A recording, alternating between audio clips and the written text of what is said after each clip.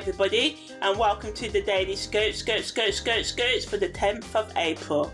So today we've got Venus making a semi-square to Uranus, the Sun making a semi-sextile to Uranus, so a lot of detached but innovative energy. The Moon enters void, of course, at 20 past 8 p.m, and Mars's conjunction with Saturn is exact at 9:36. So yeah, I'm just going to delve right in and talk about all of these beautiful transits. So Venus's semi-square to Uranus leaves us about the 11th. It's exact at 6:20 a.m, as I said, today on the 10th of April. Venus is in Pisces, Uranus is in Aries. Remember, all of my readings, daily readings, weekly readings, whatever, and soon, I've probably already done it because I'm recording this in January right now. I'm starting a podcast called the Wholistic Astrological Podcast, and in this I'm going to talk about our natal placement. So what does Venus in the first house mean? What does Venus in the 10th house mean? So I'm starting with Venus, so each week I'm going to go through each aspect. It's probably going to take us 2 or 3 years to get through, but it's going to be good stuff. So yeah, try and find me out, put it on Spotify, YouTube, wherever you listen to this. So yeah, anyway, so Venus semi-square Uranus gives us like a spark of passion and can create unexpected connections or situations. So this energy is always unpredictable. It acts as like a galvanization when Uranus is making aspects and transit with other planets to get out of our comfort zones and to try new things and explore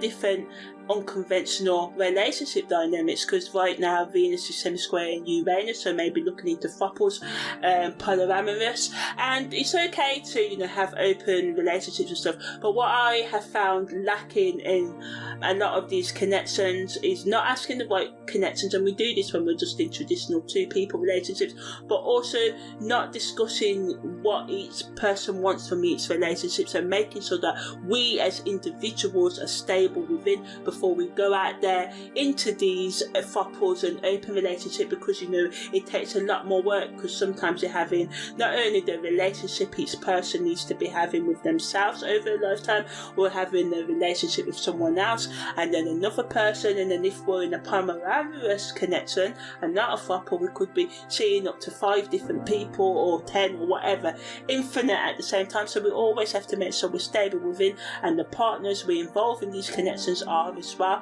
or at least we're on the same page. So yeah, this energy allows us to be more open-minded, but negatively it can make us more volatile, and in our relationship can create tension and conflicts and arguments, and some of us can separate if we're not careful. So we just need to be cautious with how we act and what we say, and avoid impulsive decisions right now.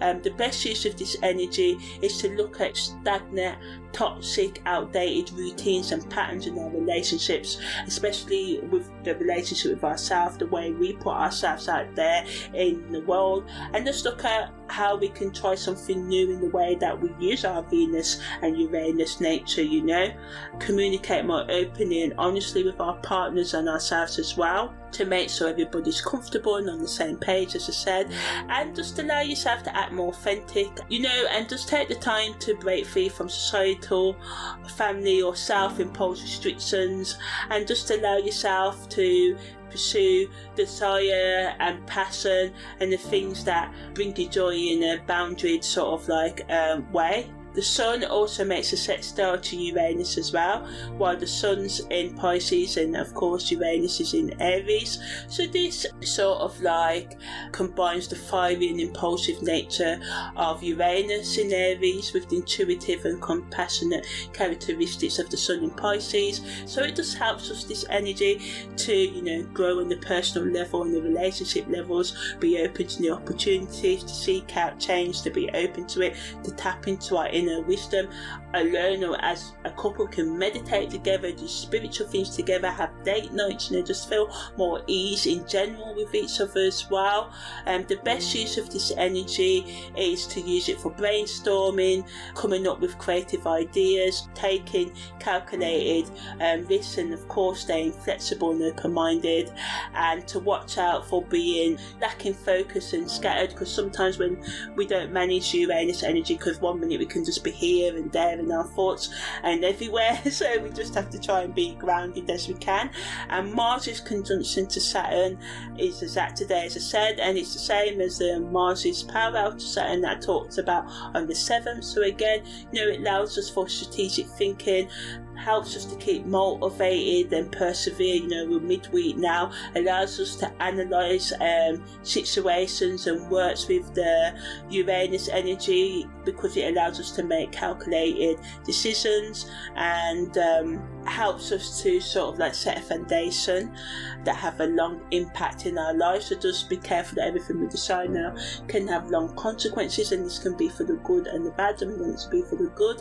It can bring an increase in discipline, allowing us to follow through on our commitments, but negatively, again, it can just make us aggressive in our words and acts and impatience, and we can become inflexible and not be open to other people's viewpoints and perspectives.